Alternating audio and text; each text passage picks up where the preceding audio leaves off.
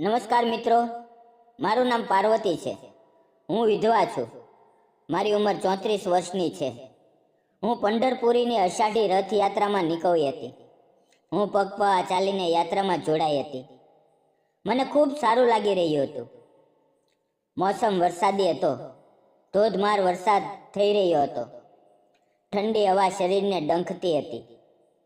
છતાં પાલખીમાં જોડાયેલા બધા લોકો, વૃદ્ધ, યુવાન, બાળકો, બધા જ વરસાદમાં ભીંજાતા હોવા છતાં આનંદથી યાત્રા કરી રહ્યા હતા. પગ દુખતા હતા, થાક લાગતો હતો, પણ કોઈને પરવા નહોતી. દરેકના મુખમાં વિઠ્ઠલ વિઠ્ઠલનો જય ઘોષ ગુંજી રહ્યો હતો. વાતાવરણ ભક્તિથી ભરાઈ ગયું હતું. બધાના ચહેરા પર આનંદ હતો, પણ મારા દિલમાં ઊંડું દુઃખ હતું. કારણ કે નીતિએ મારા પતિને મારી પાસેથી છીનવી લીધા હતા. મારે કોઈ સંતાન નહોતું. હું ગામમાં એક નાનકડી ઝૂંપડીમાં રહેતી હતી. બીજાના ખેતરમાં મજૂરી કરીને ગુજરાન ચલાવતી હતી. દર વર્ષે હું વિઠ્ઠલની યાત્રામાં જતી હતી. તે જ પળો મારા જીવનમાં સુકૂન લાવતી હતી. વિઠ્ઠલના દર્શનથી મનને શાંતિ મળતી. હું યાત્રા સાથે પંઢરપુર પહોંચી. ત્યાં ખૂબ ભીડ હતી. બધી પાલખીઓ આવી ગઈ હતી. જ્ઞાનેશ્વર મહારાજ, તુકારામ મહારાજ અને અનેક દંડીઓની પાલખીઓ નદીના કિનારે હતી. લોકોની ભારે ભીડ હતી. દરેક જણ નહાતું હતું. મેં પણ વિચાર્યું કે થોડી વાર નાહી લઉં. શરીર ઠંડુ થશે, આરામ મળશે. હું નદીમાં ઉતરી. નદીમાં આ વખતે પાણી ખૂબ હતું, કારણ કે આ વર્ષે વરસાદ ઘણો થયો હતો. મને તરતા આવડતું નહોતું. હું થોડી આગળ ગઈ, પણ પાણીની ઊંડાઈનો અંદાજ ન લગાવી શકી. મારો પગ લપસ્યો અને હું વહેવા લાગી. ત્યારે આસપાસના લોકો સીચો પાડવા લાગ્યા, કોઈ ડૂબી રહ્યું છે, બચાવો બચાવો. હું પાણીમાં ડૂબતી જતી હતી. ગભરાઈ ગઈ હતી. થોડે દૂર એક નાવવાળો હતો. તેણે મને જોઈ.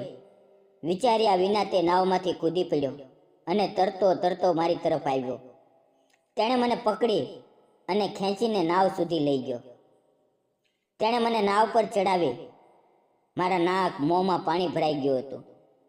મને ખાંસી અને ગુંગવામણ થઈ રહી હતી. હું ડરને લીધે કાંપતી હતી.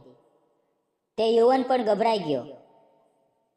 તેણે ઝડપથી નાવ કિનારે લગાવી અને મને પોતાના ઘરે લઈ ગયો. તેનું ઘર નદીના કિનારે જ હતું. એક સાદી ઝૂંપડી, 2 રૂમની. હું સંપૂર્ણ થાકી ગઈ હતી. શરીરમાં તાકાત નહોતી. નાક મોંમાં પાણી ગયું હોવાથી ખૂબ તકલીફ થઈ રહી હતી. તેણે મને પોતાની ઝૂંપડીમાં બેસાડી. ત્યાં જ એક પડોશની વૃદ્ધ સ્ત્રી આવી. તેણે મને જોઈ. પછી પોતાની જૂની સાડી લાવી અને કહ્યું, બેટા, આ બદલી લે, નહીં તો ઠંડી લાગી જશે. તે યુવક બહાર જ બેઠો હતો. હું અંદર જઈને કપડાં બદલી આવી. પછી હું તે યુવકને જોવા લાગી. તે લગભગ 36-37 વર્ષનો હશે. થોડી વાર હું ચૂપચાપ બેસી રહી. થોડી વાર પછી તે અંદર ગયો અને ચા બનાવીને લાવ્યો. તેણે 3 કપ લાવ્યો. મારા માટે, વૃદ્ધ સ્ત્રી માટે અને પોતાના માટે. વૃદ્ધ સ્ત્રી મારી બાજુમાં બેસીને મારી સાથે વાતો કરતી હતી. તે યુવક અમારી પાસે આવ્યો. તેણે બધાને 1-1 કપ ચા આપી અને પોતે પણ 1 કપ લીધો. તે નજીક બેઠો હતો, પણ કંઈ બોલતો નહોતો. મારી તરફ જોતો પણ નહોતો. ત્યારે વૃદ્ધ સ્ત્રી બોલી, બેટા, તું ક્યાંથી આવી છે? તને શું થયું? મેં ધીમે રહીને કહ્યું, હું પુણેની નજીક રહું છું. હું વિધવા છું. થોડા વર્ષો પહેલાં મારા પતિનું અવસાન થયું હતું. મારે કોઈ સંતાન નથી. હું મજૂરી કરીને પેટ ભરું છું. હું દર વર્ષે વિઠ્ઠલની યાત્રામાં આવું છું. ભગવાનના દર્શનથી મને સુકૂન મળે છે. પણ આજે જ્યારે હું નદીમાં નાહવા ગઈ, ત્યારે મારો પગ લપસી ગયો અને આ યુવાને મને બચાવી. આટલું સાંભળીને વૃદ્ધ સ્ત્રી બોલી, હા બેટા, અમારો તાનાજી ખૂબ બહાદુર છે. તે તારી જેમ ઘણા લોકોની જાન બચાવી ચૂક્યો છે.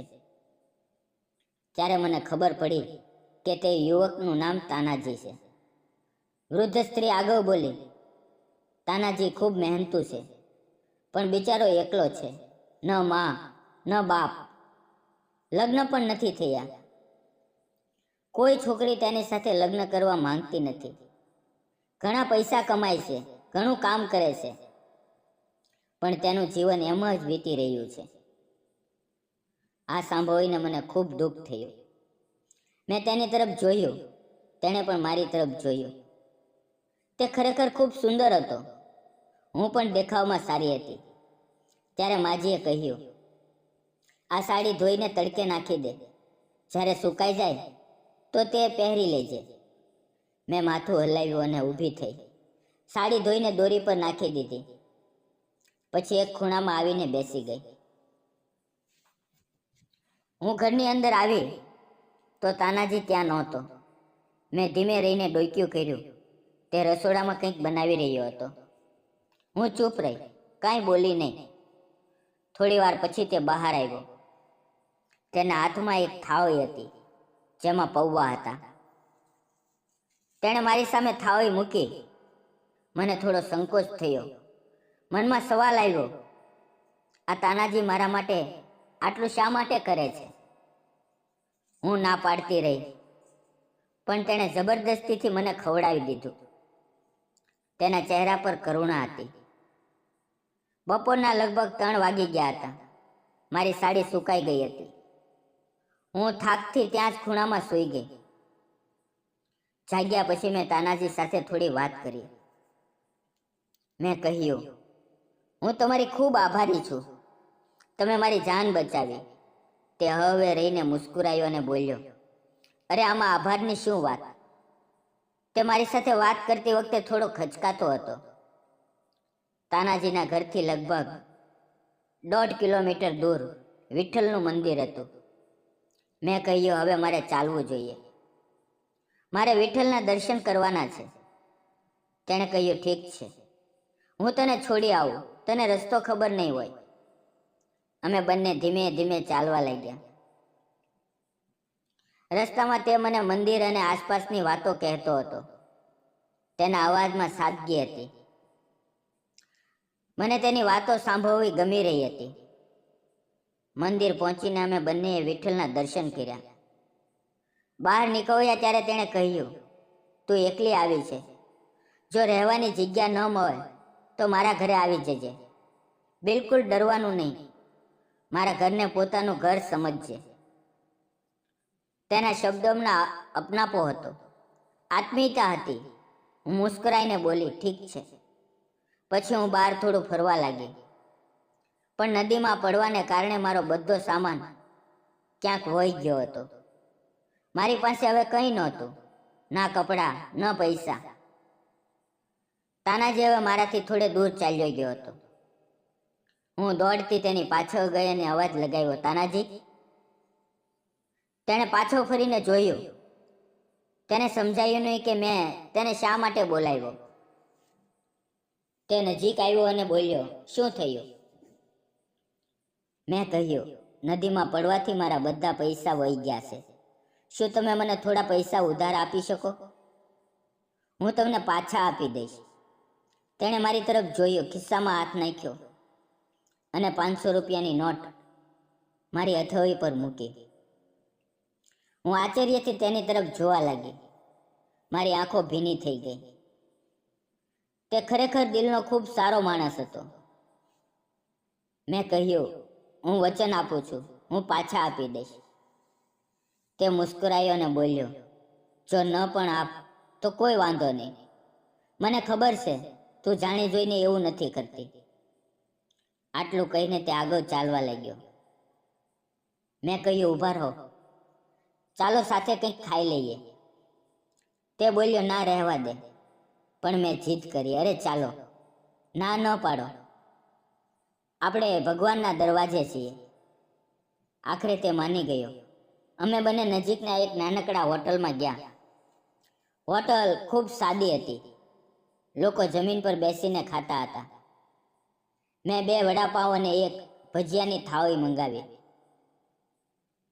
અમે બંનેએ સાથે બેસીને ખાવાનું ખાધું. તે સાદી જગ્યાએ સાદા લોકોની વચ્ચે અમારી તે મુલાકાત કંઈક ખાસ બની ગઈ હતી. પછી અમે 2 ગરમ ચા મંગાવી. ધીમે ધીમે અંધારું થવા લાગ્યું. હું એકલી હતી, પણ ડરવા જેવું કંઈ નહોતું, કારણ કે યાત્રામાં બધા લોકો એકલા કે નાના જૂથમાં આવે છે. ભીડ ખૂબ હોય છે. તાનાજી બોલ્યો, હવે અંધારું થાય છે, તું ઘરે ચાલ. મોસમ વરસાદી છે, વરસાદ આવી શકે. એમ જ ભીંજાઈ જઈશ. તારી પાસે ઓઢવા કે પહેરવા માટે કંઈ નથી. મારી પાસે બીજો કોઈ ઉપાય નહોતો. હું તાનાજીની પાછળ ચાલવા લાગી. તાનાજી આગળ હતો, હું તેની પાછળ. અમે બંને તેના ઘરે પહોંચ્યા. સાંજે મેં થોડું ખાવાનું બનાવ્યું, પણ રાત્રે સૂતા પહેલા મને તાવ આવી ગયો. નદીમાં ભીંજાવાને કારણે અને નાક મોંમાં પાણી જવાથી હું નબળી પડી ગઈ હતી. શરીરમાં દુખાવો અને ગરમી લાગતી હતી. થોડી વાર પછી હું એમ જ સૂઈ ગઈ, પણ તાવ ઉતરતો નહોતો. સવારે જ્યારે હું ઉઠી નહોતી, ત્યારે તાનાજી મારી પાસે આવ્યો. તે મને અવાજ દેતો હતો, પણ મારી પાસે કોઈ જવાબ ન આવ્યો. તે નજીક આવ્યો, મારા કપાળે હાથ મૂક્યો. તેને લાગ્યું કે મને તેજ તાવ છે. પછી તે મને નજીકના ડૉક્ટરના ક્લિનિકમાં લઈ ગયો. હું જાતે ચાલી પણ નહોતી શકતી. ક્લિનિક પહોંચ્યા પછી ડૉક્ટરે તપાસ કરી અને એક ઇન્જેક્શન આપ્યું. પછી અમે ઘરે પાછા આવ્યા. મેં દવા લીધી અને આરામ કર્યો. ધીમે ધીમે તાવ ઓછો થવા લાગ્યો. તે દિવસે તાનાજી નદી પર ગયો નહોતો. તે આખો દિવસ ઘરે જ હતો. મને તેના માટે ખૂબ ખરાબ લાગવા લાગ્યું. તે એકલો માણસ, અને તેમ છતાં મારી આટલી ચિંતા કરી રહ્યો હતો. તેની સાથે વાતો કરવી, તેની સાથે બેસવું મને સારું લાગતું હતું. હું વિઠ્ઠલ ભગવાનને પ્રાર્થના કરતી હતી કે, હે ભગવાન, આ તાનાજી જેવા સારા માણસના લગ્ન થાય, તેનું ઘર વસે. આટલા વર્ષોથી તે મા બાપ વિના, પત્ની વિના એકલો છે. તેને પણ કોઈ સાથી મળે. હું 2-3 દિવસ ત્યાં રહી. હવે હું સંપૂર્ણ ઠીક થઈ ગઈ હતી. વિઠ્ઠલના દર્શન પછી લોકો પાછા ફરવા લાગ્યા હતા. વારીની પરત યાત્રા શરૂ થઈ ગઈ હતી. મારે પણ જવું હતું, પણ તાનાજી સાથે વિતાવેલો સમય મને ખૂબ સારો લાગવા લાગ્યો હતો. હું દિદ્રામાં હતી, જાઉં કે ન જાઉં. તાનાજી મને હવે સારો લાગવા લાગ્યો હતો. ત્યારે પાડોશની માજી આવી અને મારી સાથે વાતો કરવા લાગી. જ્યારે મેં માજીને કહ્યું કે હું કાલે નીકળીશ, તો તે બોલી, અરે બેટા, ત્યાં જઈને પણ શું કરીશ? એકલી કેમ રહીશ? હું તને એક સલાહ આપું. જો દિલને ઠીક લાગે તો વિચારજે.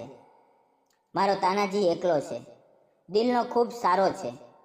તું પણ વિધવા છે, તારું કોઈ નથી. તું તાનાજી સાથે લગ્ન કરી લે. તારું જીવન સુખી થઈ જશે અને તાનાજીને પણ પત્ની મળશે. તને પણ એક સમજદાર, મહેનતુ અને કાળજી લેનાર પતિ મળશે. તેની વાતો સાંભળીને હું ચૂપ થઈ ગઈ. સાચું કહું તો મને તાનાજી પસંદ આવવા લાગ્યો હતો, પણ અમારી ઓળખાણ હજી બહુ ઓછી હતી. ફક્ત નજરોનો મેળ, હળવી વાતો. ત્યારે તાનાજી ત્યાં આવ્યો અને થોડે દૂર બેસી ગયો. માજી ખૂબ સમજદાર હતી.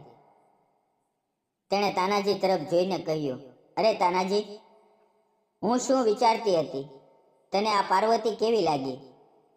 જો તને બંને ઈચ્છો તો હું તમારા લગ્ન કરાવી દઉં. તાનાજી ચૂપ રહ્યો. તેણે ફક્ત મારી તરફ જોયું અને હળવું મુસ્કાન આપ્યું. મેં પણ તેની તરફ જોઈને મુસ્કરાઈ. થોડી વાર અમે ત્રણેય એમ જ બેસી રહ્યા. પછી માજી બોલી, જુઓ બાળકો, આ તો તમારા બંનેની મરજી પર છે. મેં તો ફક્ત કહેવાનું કામ કર્યું. હવે આગળ તમારી ઈચ્છા. આટલું કહીને માજી ત્યાંથી ચાલી ગઈ. ધીમે ધીમે રાત ગાઢ થવા લાગી. મેં અમારા બંને માટે ખાવાનું બનાવ્યું. થોડી વાર પછી અમે સાથે ખાવાનું ખાધું. ખાધા પછી તાનાજી બહાર આંગણામાં બેસી ગયો. હું પણ તેની પાસે જઈને બેઠી. આકાશમાં ચાંદની છવાયેલી હતી. અમારી વચ્ચે એક અજીબ શાંતિ હતી, લાગણીઓથી ભરેલી. તાનાજી ચંદ્ર તરફ એક ટક જોતો હતો. હું પણ ધીમે રહીને તેની પાસે બેસી ગઈ. અમે બંને કંઈ બોલતા નહોતા, ફક્ત શાંતિ હતી, પણ મનમાં ઘણું બધું હતું. મેં ધીમે રહીને મારો હાથ તાનાજીના હાથ પર મૂક્યો. તાનાજીએ એકવાર મારી તરફ જોયું, પણ પોતાનો હાથ હટાવ્યો નહીં. મેં હવેથી તેનો હાથ દબાવ્યો. ત્યારે તેણે પણ પહેલ કરી. મારો નાજુક હાથ પોતાના હાથમાં લઈને પ્રેમથી સહેલાવા લાગ્યો. તેણે ધીમા અવાજે કહ્યું, પાર્વતી, પાર્વતી, આજે સવારે માજીએ જે કહ્યું તેના વિશે તારો શું વિચાર છે? મેં થોડા શરમાતા કહ્યું, એવું ન બોલ, હું તમારાથી નાની છું. તે મુસ્કુરાયો અને બોલ્યો, ઠીક છે, તો બોલ, માજીએ જે કહ્યું તેના વિશે તું શું કહા છો? મેં હવે રહીને મુસ્કુરાતા કહ્યું, મને તમે ગમો છો. શું હું તમને ગમું છું? તાનાજીએ મારી આંખોમાં જોયું, મુસ્કુરાયો. હું શરમાઈ ગઈ અને ઊભી થઈને મારા રૂમમાં ચાલી ગઈ. દરવાજો બંધ કર્યો અને ચૂપચાપ સૂઈ ગઈ. તાનાજી બહાર ખાટલા પર સૂઈને ચંદ્ર અને તારાઓને જોતો રહ્યો અને ક્યારે નીંદરમાં ચાલ્યો ગયો તેને પોતાને પણ ખબર ન પડી. સવારે અમે બંને ઉઠ્યા, નાહ્યા ધોયા અને તૈયાર થયા. ત્યારે પડોશની માજી આવી. અમે તેને અમારો નિર્ણય જણાવ્યો. માજીએ વિઠ્ઠલ ભગવાનનો આભાર માન્યો. તે અમને વિઠ્ઠલના મંદિરે લઈ ગઈ. ત્યાં તેણે 2 હાર, 1 મંગળસૂત્ર અને થોડા પેંડા મંગાવ્યા. અમે બંને મંદિરમાં ગયા, એકબીજાને હાર પહેરાવ્યા. તાનાજીએ મારા ગળામાં મંગળસૂત્ર બાંધ્યું અને મારી આંખોમાંથી આંસુ નીકળી આવ્યા. વિઠ્ઠલે મારી પ્રાર્થના સાંભળી લીધી હતી. તાનાજી સાથે મારા લગ્ન થયા. વિઠ્ઠલે તાનાજીને મારા માટે જ પસંદ કર્યો હતો. હું ખૂબ ખુશ હતી. તાનાજીના ચહેરા પણ ખુશી ઝળકી રહી હતી. અમે બધાને પેંડા વેચ્યા. અમે બંને ખૂબ પ્રસન્ન હતા. સાંજે અમે ઘરે પાછા ફર્યા. બીજે દિવસે અમે કુળદેવતાના મંદિરે જઈને પૂજા કરી. તાનાજીને મેં મારો બધો પ્રેમ આપ્યો, કારણ કે તેણે મારા માટે ઘણું બધું કર્યું હતું. તેણે મારી જાન બચાવી, મારી ચિંતા કરી, મને જીવવાનો બીજો અવસર આપ્યો. હવે અમે બંને ખુશીથી રહીએ છીએ. અમારું જીવન સુખી છે અને હવે હું માં બનવાની છું. વિઠ્ઠલે મારી દરેક મનોકામના પૂરી કરી. મિત્રો, મેં અને તાનાજીએ લગ્ન કર્યા. તમે કહો, શું આ બરાબર હતું કે ખોટું?